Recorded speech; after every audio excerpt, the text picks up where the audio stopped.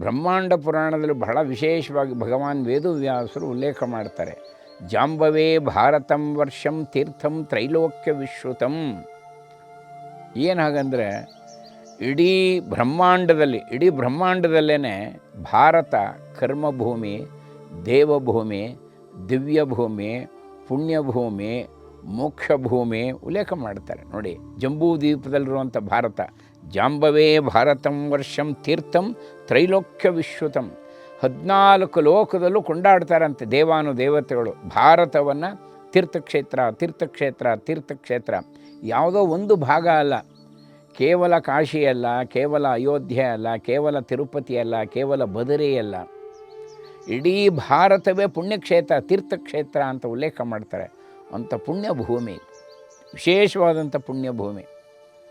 ಇಲ್ಲಿ ಅನೇಕ ಋಷಿಗಳು ಜನಿಸ್ತಾರೆ.